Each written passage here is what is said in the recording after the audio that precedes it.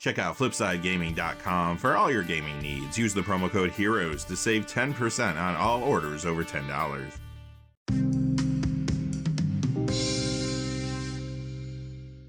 Hey there, this is John from Heroes and Legends, and welcome to this special edition of the Magic the Gathering Market Watch. It is that time of the week again to count down the 10 hottest cards of the week, based on percentage increases in value, and the increase in the number of sales out there for these cards.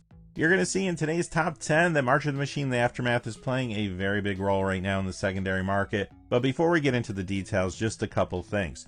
First, I want to say thank you to one of the viewers who gave a super thanks tip for last week's video, Maddie J Mania. Maddie J Mania, thank you so much for the super thanks tip. It really helps the channel so much, more than I can really tell you. Thank you for that generosity. And secondly, if you go to FlipsideGaming.com, you can use the Heroes promo code to save 10% on all orders over $10. Currently, you can pre-order Lord of the Rings Tales of Middle-earth products there, but they have a whole lot of other things on their website as well. Remember, if your order's over $100 or consists only of singles, shipping will be free in the United States. Also, whenever you use the Heroes promo code, it does support the channel, which is always appreciated, so thank you. And without any further ado, let's get into it. Number 10 is Braid of Fire from Cold Snap, up $1.99 to $17.50. That is a 13% increase. Now, there's also a Mystery Booster retail foil copy of this, but it's holding steady right now. The reason this is heating up, though, is because it is seeing an increased amount of Commander play and builds around new cards. It has appeared in decks around Edgin, Larcenous Lutenist from the Dungeons & Dragons Honor Among Thieves Secret Lair, and it is in builds around a few March of the Machine cards, too. Omnith Locus of All being the most popular choice, but to a lesser degree, you see it in Urabrask / The Great Work, and Ortheon Hero of Lavabrink.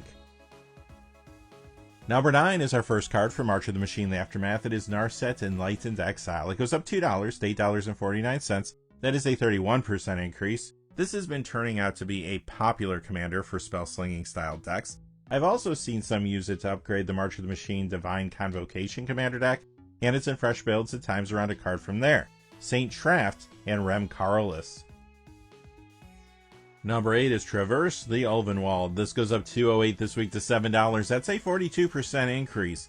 This is in the popular Pioneer Abzan Greasefang builds. It doesn't get a ton of commander play, but it is seeing more play now at times in a few new builds thanks to March of the Machine. I've seen this in Thalia and the Gitrog monster, as well as Zimone and Dina. Some have even been picking this up to upgrade the Tinker Time commander deck, and others are adding it to fresh builds around Rashmi and Ragavan from there. But the key driver here this time is the modern format. There is a new take on Death Shadow called Traverse Shadow, and it won a recent Modern Challenge. It's been performing pretty well in MTGO in general. A new card for March of the Machine has made this deck possible. It runs 4 copies of Invasion of Ikoria / Zil-Ortha Apex of Ikoria. In fact, that card just missed our top 10 today. It would have been number 11 if this was the top 11 hot cards. But anyway, the deck also runs 4 copies of Traverse the Ulvenwald.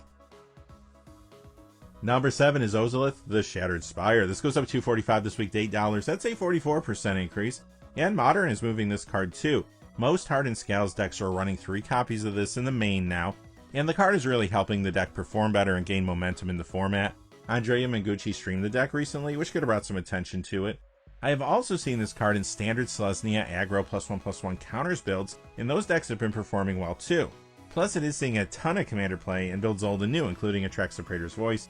This is a great upgrade to the March of the Machine Call for Backup commander deck, and you also see this in fresh builds around a couple of cards from there, Shalayan Halar as well as Bright Palm Soul Awakener. And I've seen this in commander builds around Polukranos Reborn / Polukranos Engine of Ruin from the main set, and now it's even in Rocco Street Chef decks there. That's a card from March of the Machine, the Aftermath. Number 6 is another card from that set, Calix Guided by Fate. This goes up $2.66 this week to $8.04. That's a 49% increase.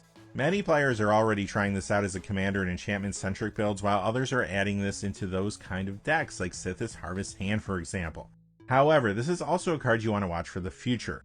One of the upcoming Commander Masters commander decks is called Enduring Enchantments, and this may be a good upgrade there. Let's take a look at the front-facing commander that's already been previewed for that deck, Anichthea, Hand of Erebos. Number 5 is Magma Opus, up $2.84 this week to $11.54. That's a 33% increase. This is found in Pioneer Is It Indomitable Creativity, and that deck has been performing well, gaining momentum in the format. Most builds run 4 copies of this in the main. Beyond that, it gets some commander play too. Many times it's in Hinata Dawn Crown, for example, and now it's in builds around a March of the Machine card too, Barolo, and Karizev. Pioneer, though, is the key driver this time. Number 4 is All Will Be One. This goes up $3.49 this week to $14.95. That's a 30% increase.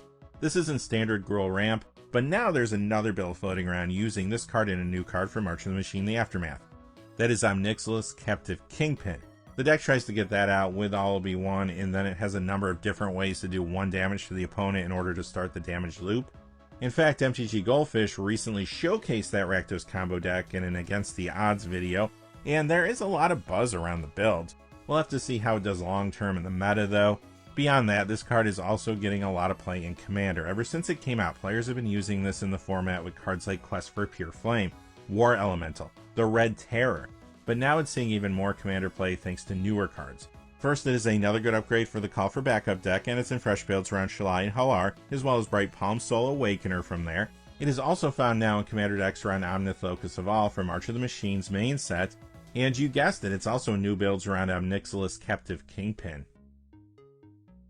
Number 3 is Invasion of Gobakhan / Light Shield Array. This goes up $5 and a cent to $8.67. That is a 137% increase if you're doing the math at home. So this is seeing a good amount of play in a number of different places. In Standard, I have seen this in some Azorius Soldiers builds. It's in Orzhov mid-range sideboards, some Esper Legend sideboards too, and it's in mono white aggro there.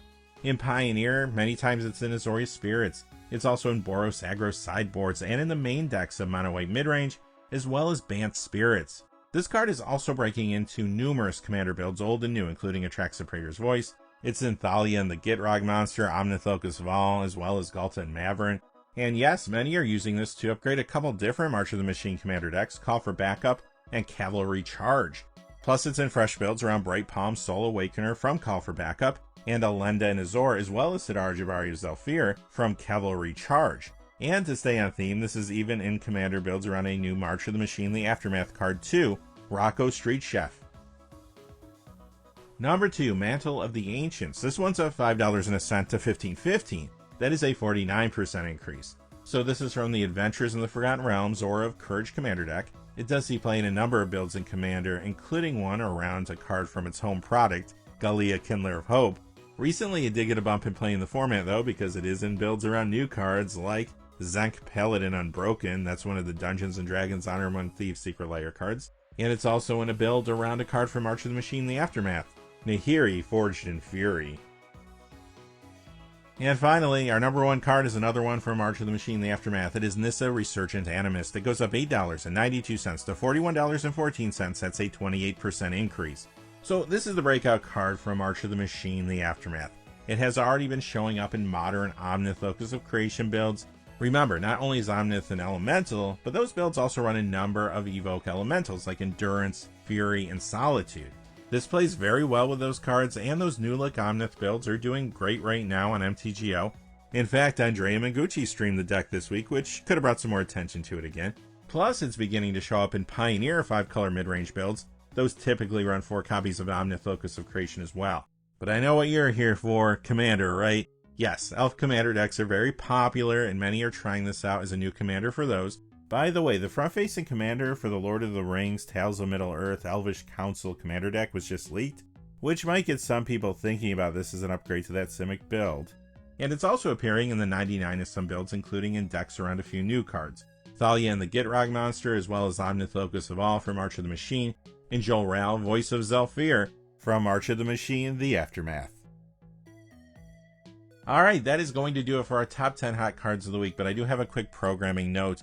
I do have another video coming out later this week, but there will be no Weekend Market Watch or any content next week either. I'm going to be enjoying some time off for a couple weeks, which I typically do this time of year. Don't worry, time will fly, we'll be back together before you know it. Until next time though, hey, thanks for watching. Please remember to like and subscribe, and have a great day. Hey, thanks for watching. This video is made possible through the generous support of viewers like you on Patreon. Check out the description below for links to our Patreon page, as well as our Amazon affiliate store, where a small percentage of all sales will also help support the channel. Finally, if you haven't had a chance yet to subscribe, hit that subscribe button so you don't miss any of the new videos on Heroes and Legends. Talk to you again soon, and have a great day.